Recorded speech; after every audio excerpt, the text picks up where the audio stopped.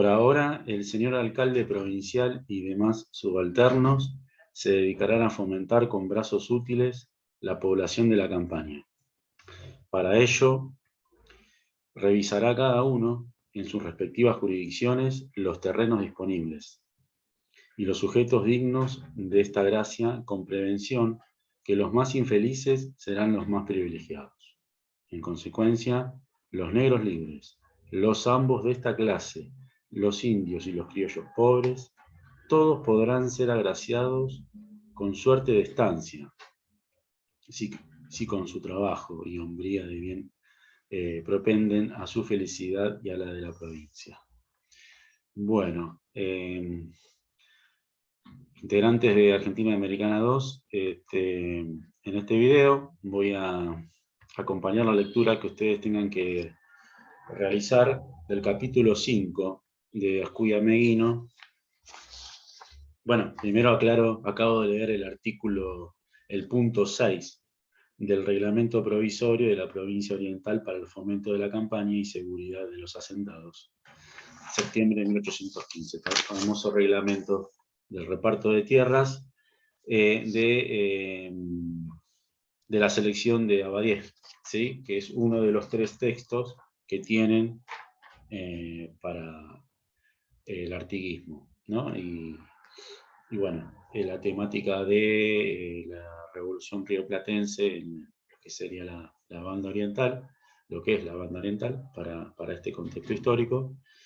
Y en este video puntualmente es el capítulo 5 de Historia de Artigas y la Independencia de la Argentina de Ascuy a Meguino, ¿no? Y bueno, Martín va a desarrollar seguro el proceso artiguista, lo que corresponde al capítulo 2. Bueno, el capítulo 5, bueno, yo lo que leí recién es el artículo, como dije, el punto 6 de las fuentes, ¿sí? También tienen 2 fuentes más, y bueno, principalmente la otra es la de 1813, que son las instrucciones que envía Artigas para la Asamblea Constituyente, ¿no? Que tenía 2 objetivos claros. Uno era establecer una constitución y el otro, a través de esa constitución, una forma de gobierno. Lo cual implica, lo cual tiene una trascendencia importante en el pensamiento de Artigas, porque estamos en un punto de la experiencia, no solo del pensamiento también, sino de la experiencia federalista, de una confederación hacia una federación. Bueno, capítulo 5 es el más extenso, sin embargo, para no extenderme tanto en este video, hay como tres momentos que tiene el texto, ¿no? El primero es, bueno, tiene 3 grandes conceptos: tierra, sociedad y revolución. Creo que bien puede, digamos, ir transitando con estos 3 conceptos el texto, ¿no es cierto? Pero yo había pensado proponerles a ustedes, como para que ustedes puedan hacerse un resumen, como 3 momentos. Primero son los antecedentes sobre la propiedad de la tierra, sobre la élite también, sobre la colonización en la banda oriental, ¿no? Y sus similitudes que van a encontrar, alguna diferencia respecto a la banda occidental, lo que es Buenos Aires. En un segundo momento, todo lo que respecta a... Perdón, el primer momento es hasta la Revolución, ¿no es cierto?, la Revolución de Mayo. Después, en un segundo momento, todo lo que respecta al reglamento, ¿sí?, provisorio. Y por último, digamos, como un cierre, el balance que deja la aplicación, la experiencia, la implementación, las implicancias del reglamento, ¿sí? Y tomando como último punto, bueno, el ejemplo que da del caso de Encarnación, ¿sí? Como punto también de análisis. Ahora, bueno, llegaré hasta la Encarnación. Bueno, estos 3 momentos que yo propongo, así medio de orden, por supuesto que tiene un orden cronológico en ese sentido, y los subtítulos van a acompañar un poco, ¿no?, el transcurso del texto. Tierra y ganado en los orígenes rioplatenses. Primer subtítulo. Tierra y ganado en la banda oriental, ¿sí?, colonial. ¿Sí? La Revolución de Mayo y la Tierra, el tercero. La Revolución y los terratenientes en la campaña oriental. Ahí ya pasamos entonces al cuarto punto, que es el Reglamento de Tierra de 1815. En torno a la aplicación del reglamento, que sería el quinto, ¿sí?, la valoración del reglamento de tierras, ¿sí?, ahora lo voy a desarrollar, y lo último, que es la política de Artigas al mando, ¿no?, la tierra, la élite, encarnación y la invasión del colonialismo portugués, ¿sí?, como cierre. Bueno, estos son los subtítulos, y ahí en eso, con esos 3 momentos que propuse. Tenemos entonces que la tierra, ¿sí?, en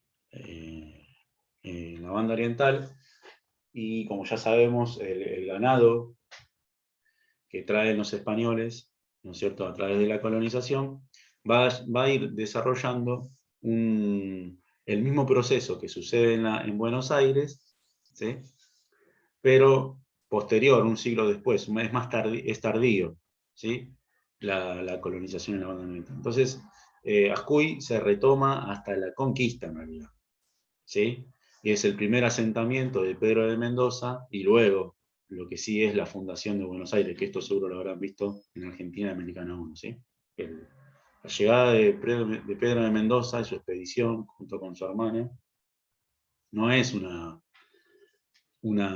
fundación, ¿sí? Es un asentamiento que incluso ese asentamiento va a convivir con los querandíes, por ejemplo. Y ahí Pedro de Mendoza sube hasta Asunción, a través del Paraná. Entonces ahí es donde, bueno, colateralmente, ¿no?, se va a ir descubriendo lo que es la banda oriental y los asentamientos. Entonces, luego ya con Juan de Garay, que directamente se establece, ¿no es cierto?, con un fuerte, luego va a suceder algo similar en la zona de la banda oriental, ¿sí?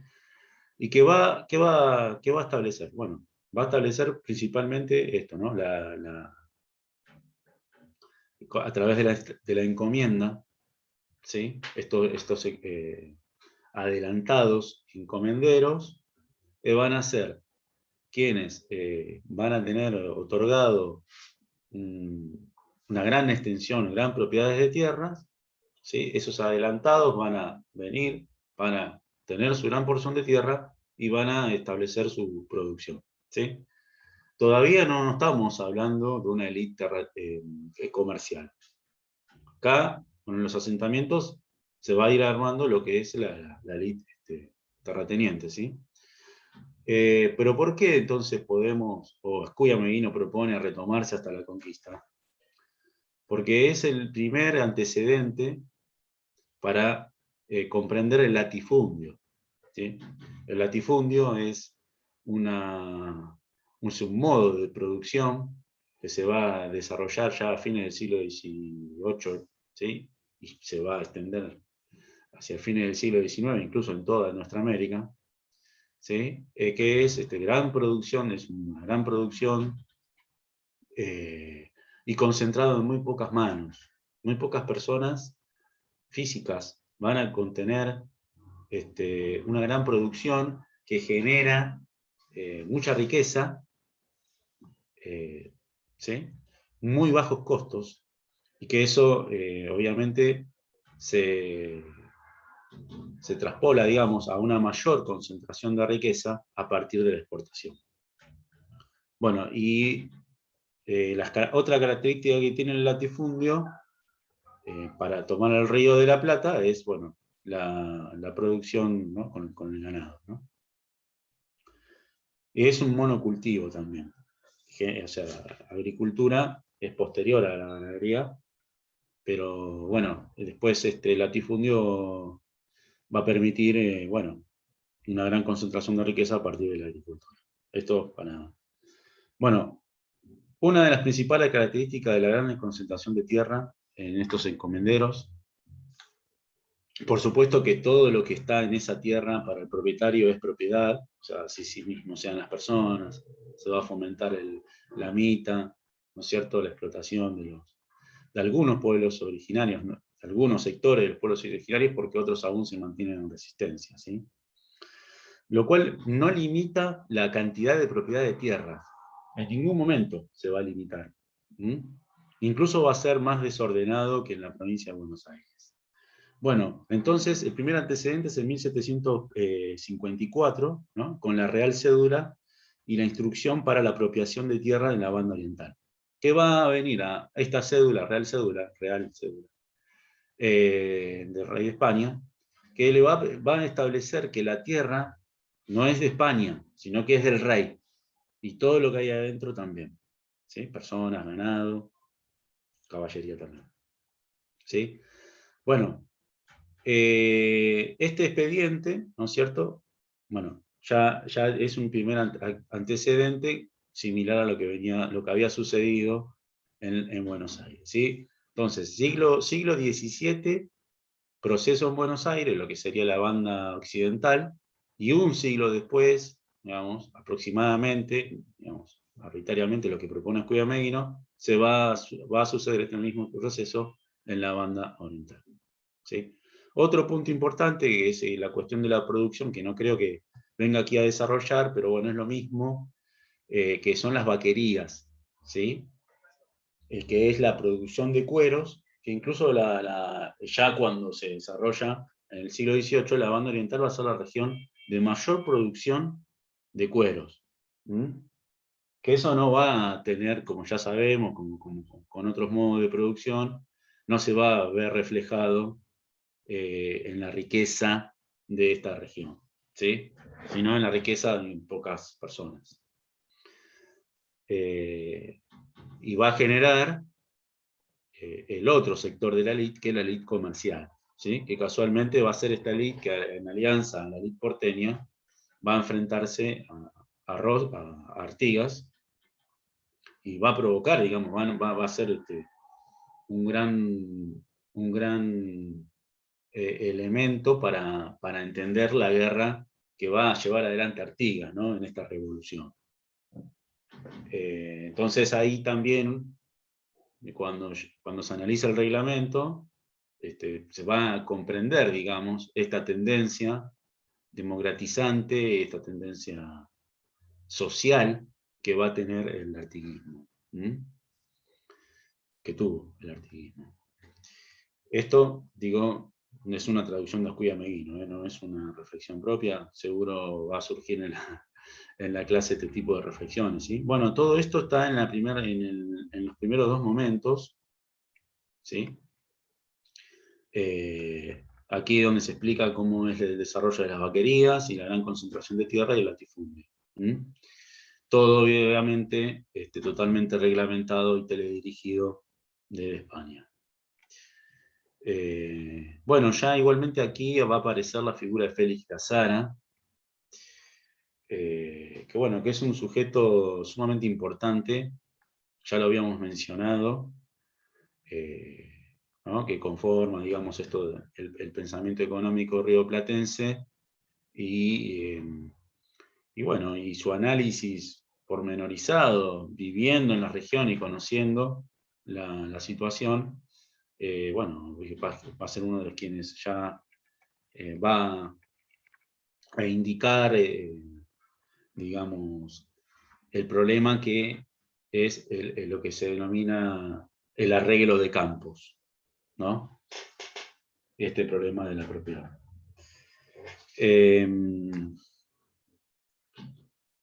Bueno, esto es hasta aquí, un poco los primeros dos grandes momentos del texto, ¿sí?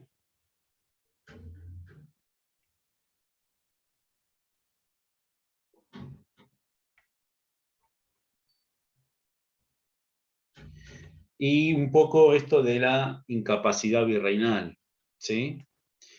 Digamos que es otro antecedente que pone Julián-Meguino, ¿sí? Porque la cuestión de la tierra no solo se tiene que analizar, como indiqué recién, con todo lo que es la propiedad de la tierra, la distribución, esta ley que se va a desarrollar, sino también la incapacidad virreinal del control, ¿sí? Entonces, políticamente está el virrey, pero quienes toman el mando, quienes están tomando el mando es la élite terrateniente. Que luego en alianza también va a estar la élite comercial, como indiqué antes. Sin embargo, los hacendados, los futuros hacendados, van a acompañar hay un sector de estos hacendados que van a acompañar la tendencia democratizante, van a acompañar el artiguismo en la revolución, ¿sí? La incapacidad virreinal se veía también potenciada por la acción de importantes sectores del gran comercio, en particular los barraqueros y exportadores de cueros, que a pesar de cualquier declaración en contrario, se beneficiaban con el desorden reinante, dado que éste habilitaba la posibilidad de adquirir porciones sustanciales de pieles vacunas a precios mucho más bajos de los vigentes en esas operaciones legales. Bueno, bien, la correlación de fuerza ahí, bienvenido sea para el terrateniente este desorden de campo, y bienvenido sea este desorden que muy bien sabe adquirir y hacerse, digamos, sacar provecho la élite comercial. Bueno, con esto creo que ya es suficiente. Pasamos a lo que es la Revolución de Mayo. Y bueno, la Revolución de Mayo, como ya estuvimos viendo, por un lado hay un pensamiento claro de Moreno, ¿sí? Monteagudo, Belgrano, bueno, Castelli, Labardén y Vieites, ¿sí? Acá hay que ordenar un poquito. Tengamos en cuenta que Monteagudo, por ejemplo, va a ser secretario de Castelli, y es muy poco nombrado generalmente en la historiografía o en la historia. A mí me parece importante mencionarlo. Aquí está, Pensamientos políticos de Monteagudo. A través de sus fuentes, incluso él fue el quien redactó la independencia de Chile, fue secretario militar de San Martín cuando asume en Perú ese cargo provisorio luego de la batalla de Ayacucho y las batallas que le expulsaron al último virrey, el último vestigio, al último virrey del Perú. También va a estar ahí organizando con Bolívar, ser secretario de Bolívar, o sea, fue secretario de las conducciones de esta tendencia jacobina, como se suele decir. Bueno, hubo una de las clases donde se trató este tema, ¿no? De los métodos. Monteagudo era sumamente radical, y es muy importante porque ayudó a Castelli en la redacción, e incluso cuando, bueno, acá se menciona que Castelli hace mención al reparto de tierras. Bueno, el pensamiento de Belgrano ya lo tratamos, que es más integral, es heterogéneo. Para Belgrano, todos los elementos de la economía, todos los elementos de la economía de modos de producción tienen que ser, ¿no?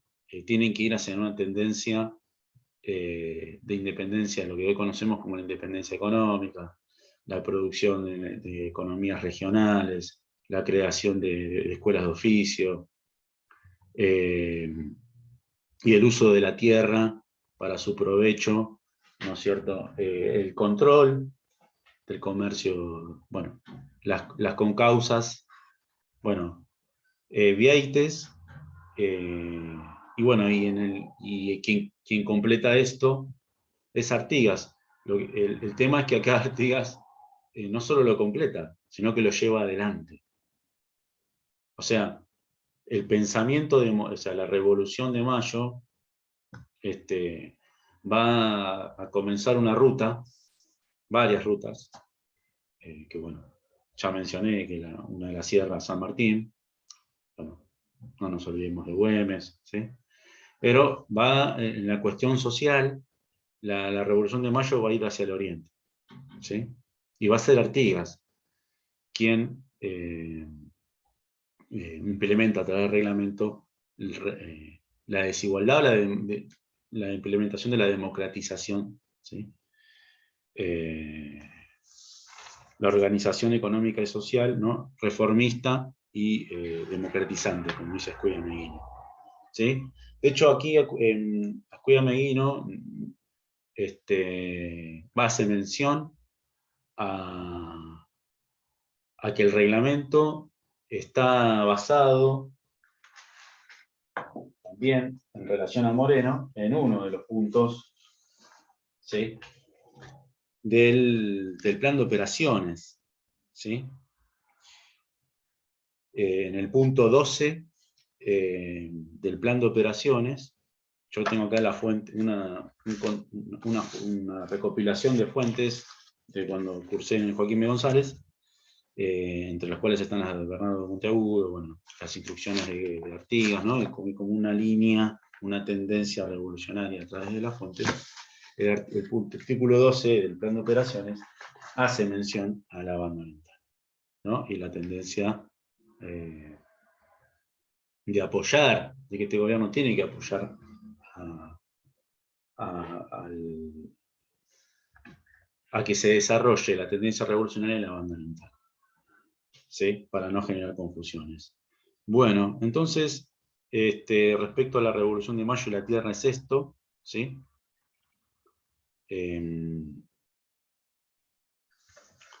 Yo me anoté aquí para compartir con ustedes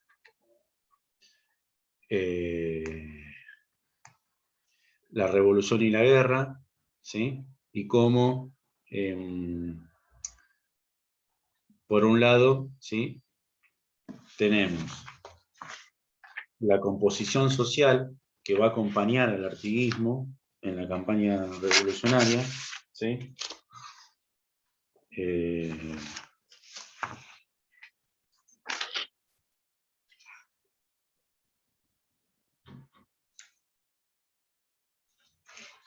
Lo que mencioné recién del plan de operaciones, y la movilización general, la formación de ejércitos por voluntarios o a través de levas forzosas, la proliferación de montoneras patrióticas en tanto tropas campesinas, ¿sí? Irregulares y sucesos como el éxodo oriental o los éxodos norteños. Irían relajando las relaciones precapitalistas predominantes en la colonia y también la institución de la esclavitud del negro, ¿no? Que se incorpora a la masa de las filas independentistas. Y luego da el dato que entre 20 y 25 negros esclavos de más de 800 que fugados del dominio de sus amos habían encontrado refugio en el ejército, en dicho ejército, en el ejército revolucionario, ¿sí? Creo que esto resume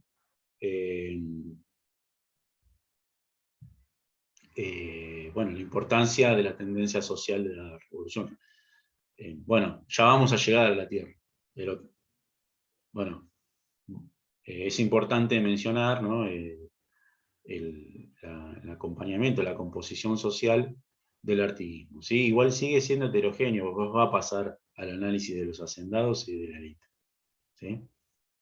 Va a haber una desestructuración parcial de las relaciones de producción, ¿sí? Básicamente que la guerra arrasa y, bueno, en el caso del proceso de la banda oriental, tenemos, por un lado, desde el grito de Asensio, ¿no? hasta la derrota de 1816, la redota, como está en la película. Sí, bueno, ahí también se menciona, ¿no? Este carácter asambleísta de las decisiones con los jefes de cada uno de estos grupos y la composición social que va a acompañar a Artigas. Y no tanto, pero sí en el texto de Jaramillo, creo, está bien ahí establecido cómo es la guerra en la banda oriental, ¿no? Y las conspiraciones, digamos, anti-Artigas, por un lado, del virrey Helio, junto con los lusitanos, que bien se estaban dedicando al contrabando, ¿sí? Con la corona portuguesa, y también con la burguesía porteña. Entonces, esos son los dos, ahí se define, digamos, la revolución y la guerra en la banda oriental, ¿sí? Hasta, bueno, en el momento más importante, que es 1815, quizá en términos de la tierra, por el reglamento, ahí es como que Artigas redobla la apuesta, porque estaba ya estableciendo, en abril establece la Liga de los Pueblos Libres, que incluye lo que hoy es Entre Ríos, Corrientes, Santa Fe, ¿sí? Y más incluso, hasta Córdoba. Y en septiembre el reglamento de tierra. Entonces, ahí redobla la apuesta en un momento muy difícil. De hecho, fue un año sumamente complejo para la revolución de la América del Sur, ¿sí? Bueno, perfecto. Creo que con esto está bastante claro. Ya pasamos, me parece que tenemos que pasar ya bueno, la revolución y los terratenientes en la campaña oriental. Acá ya hay una cuestión, una característica propia para analizar, que es los malos europeos, ¿no? Digo, los peores americanos, ¿no? ¿A quién se va a apuntar? Ahora lo vamos a ver. ¿A quién se va a apuntar en la expropiación para el reparto de las tierras, la donación de tierras? Y estos terratenientes bueno, que van a acompañar la, la, la revolución. Por otro lado, el carácter agrario de la economía, esto es sumamente claro, y una división de la élite oriental, ¿sí? Por un lado tenemos los hacendados, que, digamos, que se establecen en este proyecto autonomista oriental, ¿no? Y los hacendados con orientación porteña, ¿sí? Que son los que van a tener una alianza política antiartiguista con la burguesía porteña. ¿Mm? Bueno, y una continuación de un correlato de prácticas coloniales, antisocial, digamos, de continuidad de desigualdad social, que es el contrabando, de esclavos, o sea, todas estas prácticas coloniales en detrimento de la revolución, ¿sí? Y el carácter claro de, bueno, de la heterogeneidad del artiguismo, ¿sí? Bueno, me parece que está bueno saber diferenciar, es importante, estos dos grupos de hacendados, ¿sí? El reglamento de tierras de 1815 tiene como antecedentes entonces las memorias de Félix de Azara, ¿sí? Que la cita del autor, por donde se establece esto, que el reparto de tierras, ¿sí? En su momento Félix de Azara lo había analizado por la incipiente llegada de los españoles y la apropiación de las tierras, en principio manejadas por los jesuitas, algo similar, o sea, a esa región que también en Paraguay, ¿sí? Que son los jesuitas los primeros que van a... Si acompañas la revolución, no te vamos a expropiar, ¿sí? Bueno, acá hay una relación de tire y afloje con la élite, claro, ¿no? Por estas tendencias.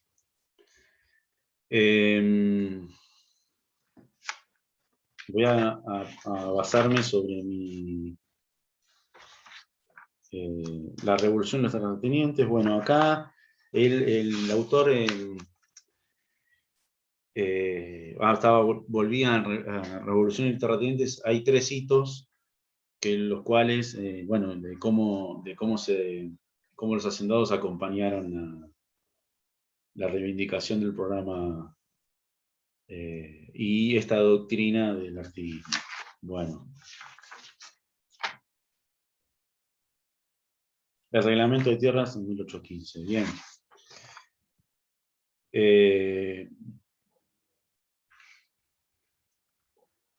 Las memorias de Azara, ¿sí? ¿Quiénes son? Hablan del reparto de tierras y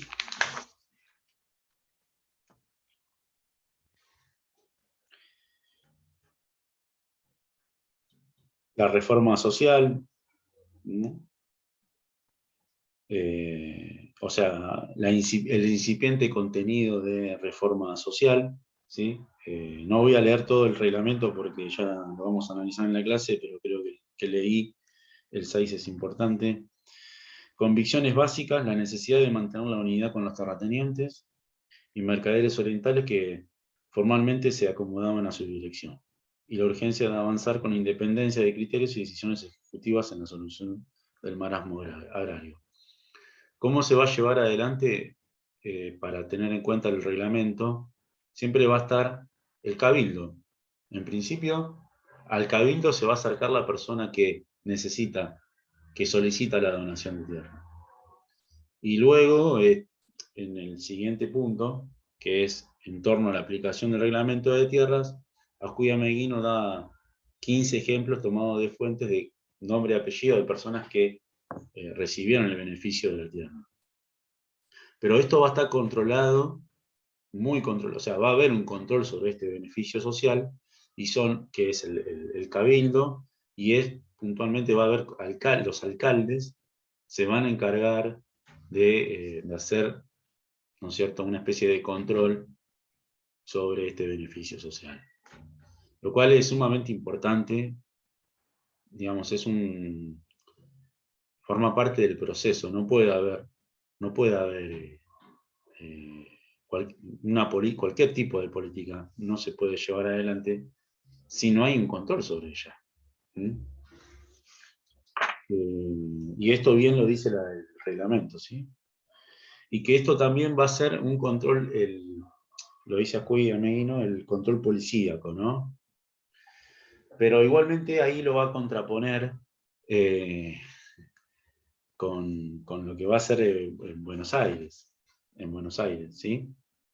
Y esto ya pasamos al punto siguiente, que es en torno a la aplicación del reglamento de tierra, ¿sí? En torno a la aplicación del reglamento de tierra. Bueno, primero y principal, decir que de qué manera se puede analizar, ¿no?, la aplicación del reglamento. Bueno, la extensión del reparto de tierras, el detalle de la donación de tierras, ¿sí? Y ahí van a encontrar, o sea, no me puedo extender tanto más, pero van a encontrar, ¿no?, como 15 ejemplos que da el autor de personas que se vieron beneficiadas con los agraciados, ¿sí? 15 ejemplos de agraciados. Lo cual da el punto para analizar esto de que el reparto es no lineal, ¿sí? Que tiene características heterogéneas y que es asimétrico, ¿sí? Y acá hay una perlita muy importante que justo que dice, ¿no?, en la página 341, si no me equivoco, que en el mismo momento en que Artigas establece el reglamento provisorio para el fomento de la campaña y seguridad de los hacendados, 10 días después en Buenos Aires el gobernador O'Ligan dictará, fue promulgado 10 días después de que en Buenos Aires se dictara un bando del gobernador O'Ligan que en su artículo primero establecía que todo individuo de la campaña que no tenga propiedad legítima de subsistir y que haga constar ante el juez territorial de su partido será reputado a la clase de sirviente. Agraciado, sirviente, bueno, está claro, ¿no? La gran diferencia, y que luego esta gran diferencia, Ascuy Ameguino la va a poner sobre rigor, comparando la implementación, el reglamento de libre comercio con la ley de enfiteusis, que va a establecer Rivadavia, ¿sí? Que justamente es todo lo contrario. La ley de enfiteusis es el Estado interviene para beneficiar a los que ya son élite, ¿sí? Y va a generar mayor concentración de riqueza a través de la renta diferencial. ¿Mm? Nada, en lugar de ser un reparto, es mayor concentración de riqueza, ¿sí? Va a haber un problema en la tierra de Buenos Aires también, ¿no? El arreglo de lo que Ascuy Ameguino llama el arreglo de tierras. Bueno, el arreglo de tierras para Artigas es esto, es en relación a la tendencia social de la revolución. Y el otro punto extremo es la ley de enfiteusis en Buenos Aires, que es todo lo contrario, ¿sí? Es mayor desigualdad, es hasta el día de hoy esta gran dificultad, ¿sí? La ley de enfiteusis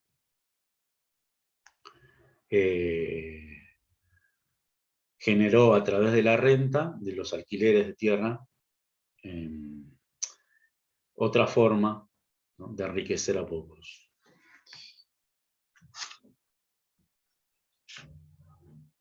Bueno, ¿cómo veía la oposición artiguista a él por esta implementación, por esta tendencia? Además, bueno, hay todo un punto importante que yo no pude analizar acá porque no trata sobre esto, que es la tendencia federalista, autonomista, bueno, tendencia morenista de revolución, podríamos decir, que es el federalismo, ¿no? La Confederación y la Liga de los Pueblos Libres. Incluso hasta 1820 llega Artigas, más a resistir en todo caso, avanza, vence en Cepeda y lo traiciona López, ¿no? con la firma del Tratado del Pilar. O sea, vence el resabio aún, fíjense qué importante, ¿no? Vencen a las tropas porteñas y luego, bueno, traicionan ahí ya Artigas, se va exiliado a Paraguay en 1820. Bueno, no hay muchas diferencias respecto a la historiografía oficial argentina nuestra y la de oriental, ¿no? Lo que hoy es el Uruguay. Primero, que la historiografía oficial va a decir que es un despojo injustificante la implementación del reglamento de tierras para los malos europeos y peores americanos. Y también la anarquía. Bueno, ese concepto no es anacrónico, porque las fuentes hablan, ¿no?, de un Artigas anarquista, ¿no? De esto de anarquía que, ¿no? Por la forma en que estableció su poder. Sumamente singular la experiencia artiguista en todos los puntos. Bueno, Martínez es un especialista en él y puede dar otros elementos más al respecto. Creo que Ascuy Ameguino también fortalece muchísimo su figura, ¿no? Aún.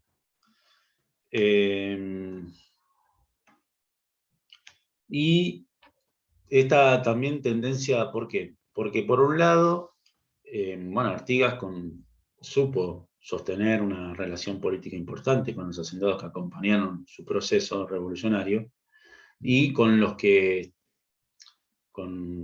opositores antirrevolucionarios. Bueno,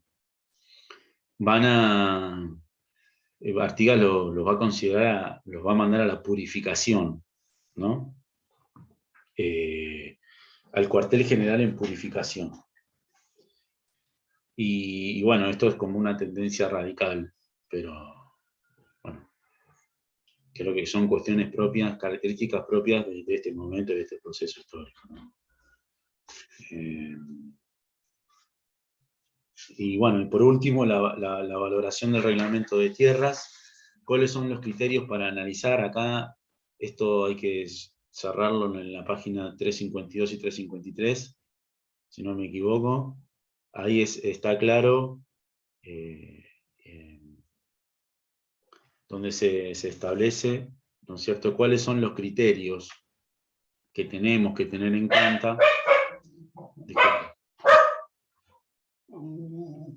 Mi perrita, vení. Bueno. ¿Cuáles son los criterios que tenemos que tener en cuenta para analizar la implementación, ¿no?, la valoración de este reglamento de tierras? Fíjense, Francisco Rivera. Bueno, uno de los, podríamos decirle, como los Anchorena, ¿no?, uno de los más grandes terratenientes de la banda oriental. La propiedad, la seguridad y los derechos más queridos del hombre en sociedad estaban a merced del despotismo y la anarquía. Bueno, eso es Artigas para Rivera. Mal americano, en palabras de él, ¿no? Bueno, en la 352 y 353, en cada uno de estos ítems, del A al C, ¿sí?, tenemos cuáles son los criterios que podemos analizar para valorar el reglamento de tierra. Primero es respecto a los terrenos a entregarse, cuáles son, ¿sí?, y la comparación con el Fiteusis en Buenos Aires. Bueno, ya sabemos que los terrenos a entregarse son de aquellos malos europeos y peores americanos, ¿sí? Luego, con relación al modo de establecer la cantidad de tierra, acá hay un punto asimétrico, ¿sí?, que da característica asimétrica de la cantidad de tierra. Y un tercer aspecto, que son las condiciones en que ambas reglas imponían a enfiteuses y donatarios, ¿sí? En primer caso, la tierra se otorgaba a cambio de pago de un canon, que fue fijado en 8% del valor de los terrenos destinados al pastoreo, y un 4% se dedicaban a la agricultura.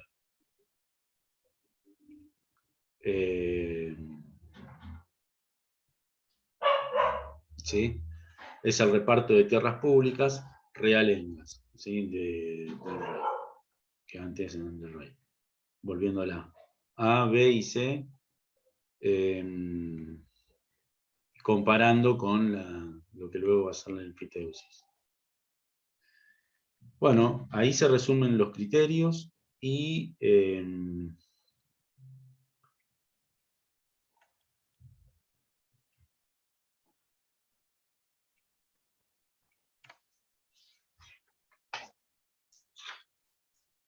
sí, y luego ya en la 356,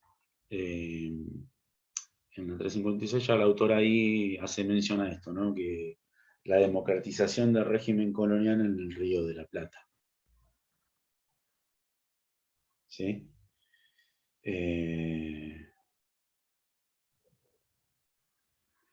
Se afirma el signo positivo que asignamos a la valoración del reglamento artiguista, que al propender a la formación de una capa de hacendados medianos, fue el instrumento de la experiencia más avanzada de democratización del régimen colonial de la tierra del Río de la Plata.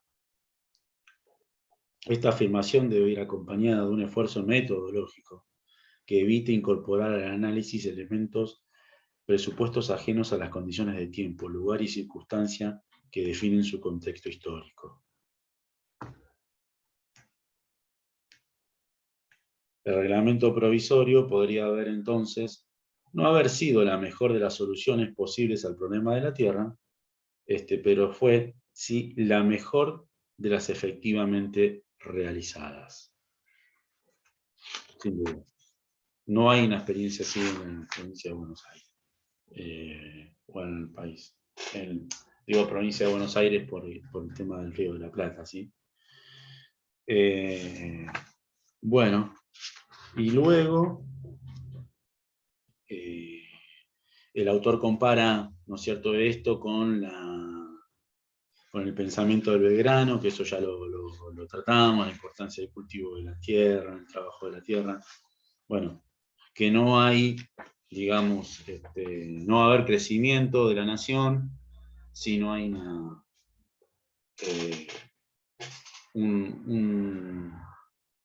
un corte, ¿no es cierto?, de la desigualdad social. ¿Sí? Y eso tiene que ver, se tiene que implementar a través de políticas económicas, sin duda. Bueno. Y por último, bueno, en la última que es